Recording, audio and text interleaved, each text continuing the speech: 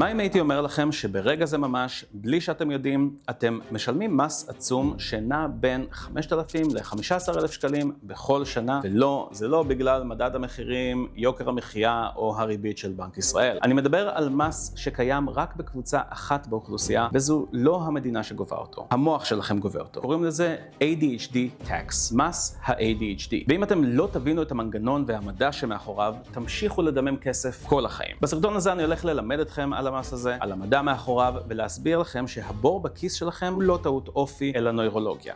וגם איך לעזאזל מפסיקים לשלם אותו. אז בואו נצא לדרך. המילה מס בדרך כלל מעוררת בנו התנגדות. אבל ברציונל אנחנו מבינים למה המס הזה שם. כדי לממן כבישים, בריאות, ביטחון, אבל ה-ADHD tax הוא מס מאוד אכזרי. כי בשונה ממיסים שאנחנו משלמים מהמשכורת שלנו, הוא לא נותן לכם שום דבר בתמורה. פשוט שואב לכם את העתיד. ולמה זה עוד יותר כואב? כי במשך עשורים, הממסד הכלכלי, הרפואי, החינוכי והטיפולי הסתכלו על הקשיים הכלכליים של אנשים עם הפרעת קשב כעל איזשהו כשל מוסרי. אמרו לנו שאנחנו עצלנים, שאנחנו לא דוחים סיפוקים, שאנחנו פשוט צריכים לקחת את עצמנו בידיים. אבל אז הגיע המדע המודרני והוכיח שהבור בכיס שלכם הוא לא טעות אופי. הוא תוצאה של חיווט נוירולוגי ספציפי מאוד. כן, זה מדעי. בשוודיה הם בחנו מאגר ממשלתי של יותר מ-11 מיליון איש והסתכלו על מי מהם מובחן עם ADHD ומה קורה להם מבחינה כלכלית. והתמונה הייתה מאוד ברורה. אלו שהובחנו עם ADHD היו עם הרבה יותר חובות כבדים, עם הרבה יותר פשיטות רגל וחדלות פירעון. ואפילו כשהשוו לאנשים עם מצב סוציו-אקונומי דומה ובעיות נפשיות אחרות, ADHD עדיין נשאר גורם סיכון משמעותי לקשיים פיננסיים. דרך אגב, אם אתם רוצים ללמוד עוד דברים על ADHD, אז תירשמו לערוץ הזה, תלחצו על הפעמון, יש פה תכנים לא מדכים, אני מבטיח לכם, יש גם תופעות חיוביות להפרעות קשב כמו זה שאנחנו מאוד אינטליגנטים. אבל גם אם אנחנו יותר אינטליגנטים, ה-IQ שלנו לא תמיד יציל אותנו. למה זה קורה? אז כאן נכנסת אולי הנקודה הכי כואבת. מחקרים ארוכי טווח בדקו ילדים עם ADHD לאורך שנים וגילו שהקשר בין ADHD לבעיות פיננסיות נשאר גם אחרי שמכניסים למשוואה השכלה, מעמד סוציו-אקונומי והפרעות נוספות. במילים פשוטות, זה לא רק עניין של כמה אתם חכמים או כמה תארים יש לכם. אתם יכולים להיות מאוד אינטליגנטים עם תואר שני או דוקטורט, ובכל זאת למצוא את עצמכם שוב במינוס, דוחים תשלומים, תובעים בחובות, או פשוט לא מצליחים לסגור את החודש. זה קורה כי ADHD היא לא בעיה של ידע. אתם הרי לא צריכים עוד ספר לימוד או עוד קורס מקצועי. אתם יודעים את החומר הרבה יותר טוב מרוב האנשים סביבכם, וגם בנושא של הניהול הכלכלי. זה לא שאני אחדש לכם שום דבר. אתם יודעים שצריך לחסוך ולהשקיע כסף. אתם יודעים שצריך לשלם חשבונות בזמן. הבעיה היא לא בידע, הבעיה היא בביצוע. המוח שלנו מתמודד עם ניתוק בין המערכת שיודעת לבין המערכת שעושה. למשל, בנקודת הזמן שבה אתם צריכים להגיד לא לקנייה אימפולסיבית או לזכור לבטל איזשהו מנוי שנרשמתם לתקופת ניסיון, המוח פשוט לא מצליח לגשת לידע הזה. הוא פועל על אוטומט של עכשיו ולא עכשיו. וזה הפער שבו המס השקוף הזה נגבה מאיתנו. זה המרחב שבו הכסף שלכם נעלם, לא כי אתם לא יודעים מה לעשות, אלא כי המערכת שמוציאה לפועל פשוט לא הגיעה לעבודה. אז מה עושים עכשיו? כדי להפסיק לשלם את המס הזה, אנחנו צריכים להפסיק להתמקד בסימפטומים ולהבין את השורש. יש מצב שניסיתם כבר הכל, טבלאות אקסל, אפליקציות, להגיד לעצמכם, מהחודש אני חוסך, וזה קרס. למה? כי ניסיתם לפתור בעיה נוירולוגית עם כלים לוגיים. זה כמו לתקן מטוס עם הוראות הפעלה לתלת אופן. אז בואו נבין את המנגנונים במוח של ADHD שגובים מכם עמלה כל יום. הדבר הראשון זה עיוורון זמן. כלומר, העתיד לא קיים. אתם לא מתעצלים עם דוחות חנייה או תשלום חשבונות. יש לכם עיוורון זמן. כשיש לנו ADHD, אנחנו לא מבינים מה זה זמן. העתיד שלנו מרגיש פחות אמיתי. מחקרים לא על אנשים עם ADHD